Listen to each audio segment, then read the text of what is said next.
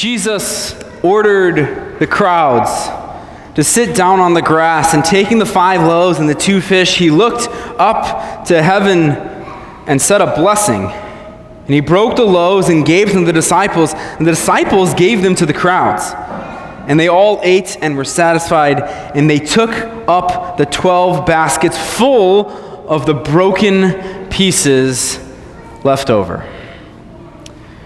Grace, mercy, and peace to you from Jesus. Amen. You know what I love about Jesus? It's not just that he has come and he has rescued and he has saved the world, ourselves included. You know what I love about Jesus? It's not just that he came and he has defeated death and like a warrior stands in triumph. You know what I love about Jesus? It's not just that he is so loving and caring that he did it all. What I love about Jesus is that he has compassion. Amen? The compassion of Jesus Christ. To define compassion, you can think about it like this: sympathetic concern. To have compassion doesn't mean that you're just sympathetic. The concern that you have drives you to action. Therefore, the compassion of Jesus Christ that we read in the Gospels always leads him to act. This story maybe is well known. Maybe you've heard it 1,000 times. Maybe you remember it in Sunday school. Maybe you've thought through of how it worked or how long it would have taken to give out all that food. Maybe you've even thought through of how did this miracle actually happen. Maybe you thought through of what were the disciples thinking. This story has Jesus after a long day of teaching, tired and weary, who seems to almost get himself into a bad spot. And Philip comes up to him and said, "We have to feed him." And Jesus responds, "Why don't you do it?" He says it would take 6 months' wages to even just feed this enormous group of people who had collected to hear Jesus speak. People who had likely seen him perform miracles as he has been healing the sick the whole day and maybe previous days before this. They had come to learn and to see this man who had compassion and was mighty enough to act. And Jesus does just that. He feeds them out of a few little things, of 5 loaves of bread and 2 fish. He feeds probably 15,000 people. They started with so little, but they had so much left over. They have, of all the details we don't get, they tell us this deal, that there were 12 baskets left over of food. Everyone ate and was satisfied. Some people will look at this story, and I've heard it told like this before. That this little boy stood before Jesus and in the most hallmark way stands before Jesus and says, "Jesus, this is all I have. Use what you can."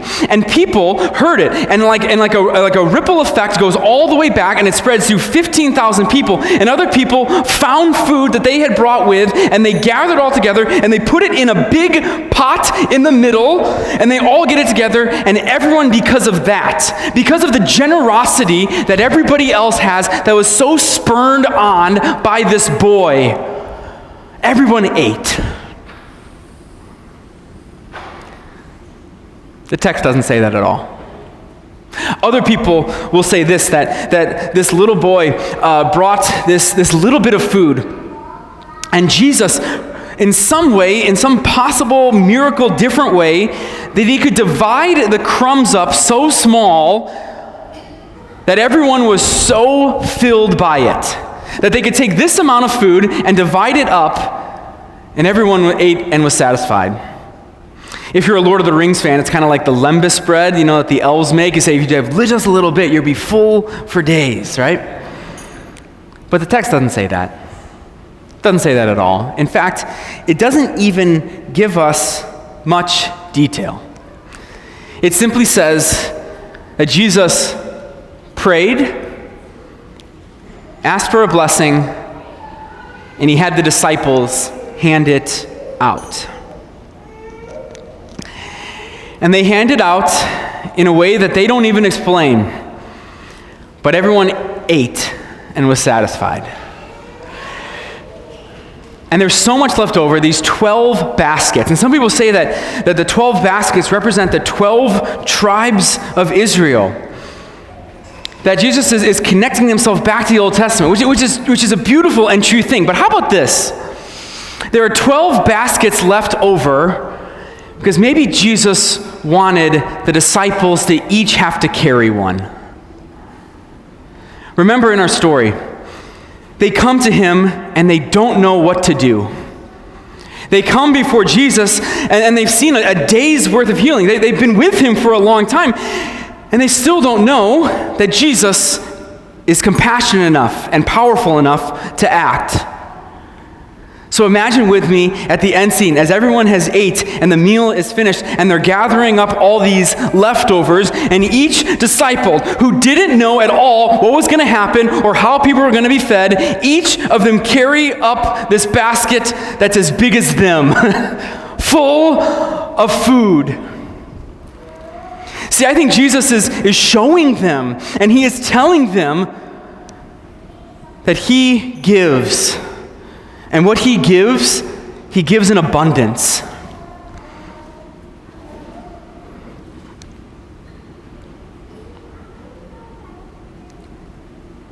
The disciples come before him,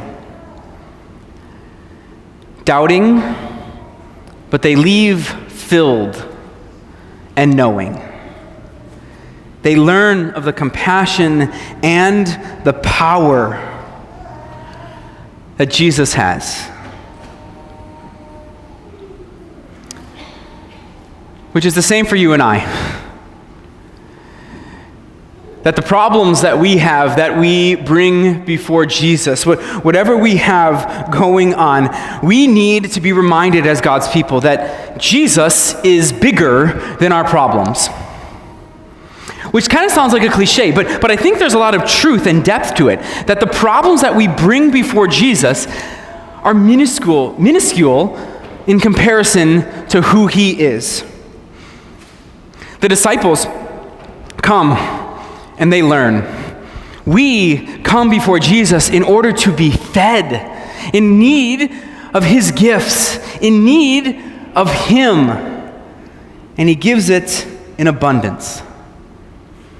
All this he does because of the great compassion that he has for you. The compassion that he gives to you to clothe you, to feed you, to put a roof over your head, to put family and friends around you, to give you employment and resources, as the gifts that he gives you to wake up today. As we look around our life and we see all of the gifts and all that we have, it is a testament of God's compassion in each and every day throughout our life, through all of the hills and through all of the valleys. Your life shows God's compassion. Jesus' life coming to the world to show us what God was truly like shows us the heart of God, and it shows us the great compassion that he has for us. No clearer than on the cross. When Christ goes to the cross for you, for us, for all people, it is because of his compassion. It's not just because he's trying to forgive sin or defeat death. It is because of the love that he has for you. The cross shows it to us. The empty grave, the empty tomb confirms it. The risen Jesus who ascended into heaven, who sits at the right hand of God, the Lamb who is reigning on the throne, that Jesus has compassion for you. And it continues still today.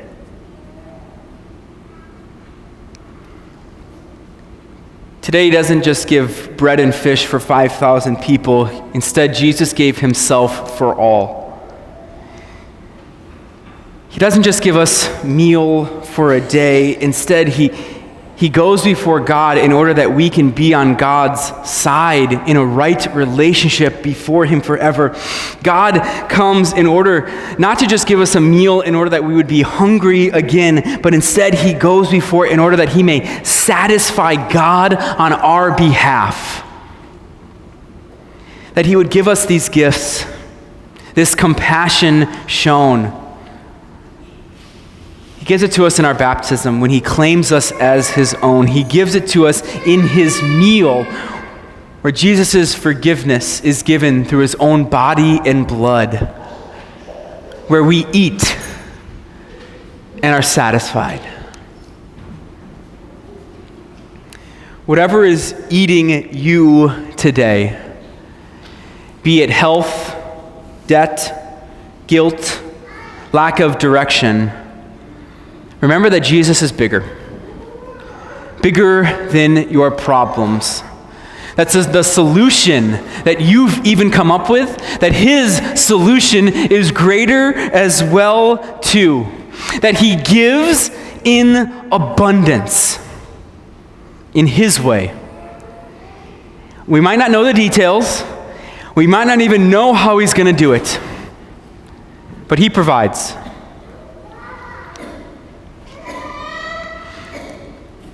This past week, I was fortunate or unfortunate to be elected to go to the Synod Convention in Milwaukee as a voting delegate, which is a fancy way of saying that I had 6 days of meetings for 13 hours in a large convention room of people debating resolutions. Thrilling stuff. So when you're sitting for 13 hours a day, you want to do something at the end of it, right? You got cobwebs in your brain if you don't move. So a group of friends had told me that they were going to go visit a church in Milwaukee. This church had kind of invited some people to come to it. They were going to give a big tour of a very historic church. So anything to get some steps in and move around. So a group of friends and I go, and we find this church. And we get a nice tour from a few elderly members of a very small church, smaller than Epiphany, by quite a bit, but probably 4 times the sanctuary size. And our sanctuary is not small. A massive, massive church. They told us this story, and they wanted a desired effect, but my thoughts were very different than what was said. See, at this church, about 5 years ago, part of the building came caving in, and it wrecked a lot of the church. This church has been standing since the 1850s. One of the most historic churches in our synod. I think it might even predate the LCMS synod, which is a source of pride and a beautiful thing. That tradition, that heritage. And they told us this. They said, we had insurance, and we were so blessed that we were given $17 million to fix it. But that is $8 million short of what they needed. $25 million to redo it. And so they said we were faced with a decision. We could tear the entire thing down for about $500,000 and rebuild with that $17 million, or we could preserve what has been given to us. And we can try to raise $8 million. It's at this point I was really nervous that they were going to ask me to start chipping away at $8 million at this point. So got a little nervous.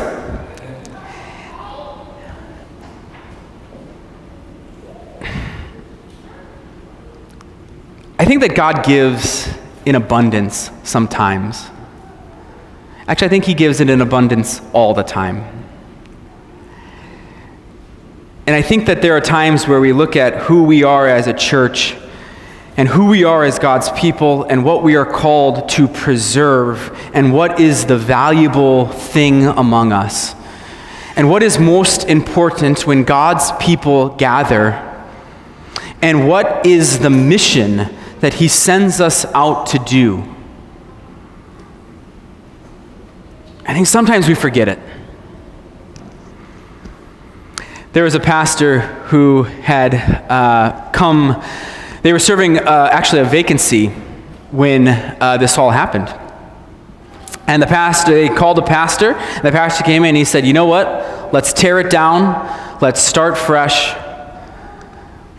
God has given us this gift of abundance. And the church, the small group who had gathered there and said,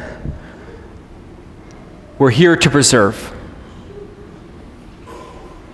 Let's protect the very little thing that God has given to us. I don't know what I would do in that situation. I have an idea, and maybe you know what my idea would be, but I'm not trying to speak ill of anybody. But I think it matters, our actions matter of what we say about who we are as God's people, and our actions indicate what we believe the gospel does in our lives. That when God gives, that we take it not as something that we have to protect, but something that we use to bless others for his kingdom. That we take the gifts that he has given to us and we give them so abundantly because he has first given them abundantly to us. Here's what I was saying to our students who were up here. God has given you so much love. Your cup runneth over. Go and feed others. God has forgiven you so much. It covers over a multitude of sins. Go and forgive others. God has called you his own child, and he has given you every gift that is inside of his house that you would feel at home and comfortable in this family of God. Go and do it for other people. Because this is the model of what he's actually saying when he's feeding 5,000. Come to me, and I will feed you. And you will leave satisfied and full in word, in love, and forgiveness, in community. You will go out with more than you know what to do. So therefore, go and give it to other people.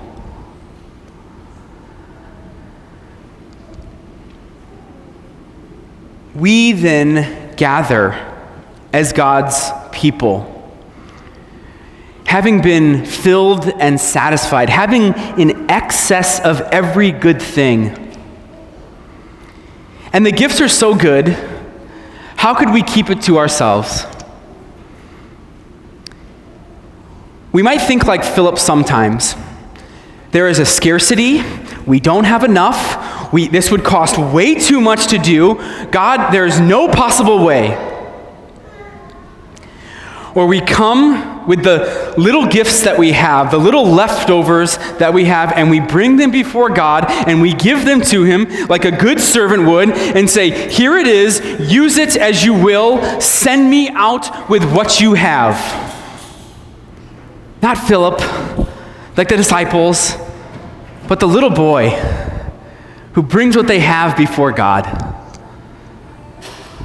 May we gather around God who fills us up with such abundance that we go, having been filled, to fill and feed others with the true gifts of God. Amen.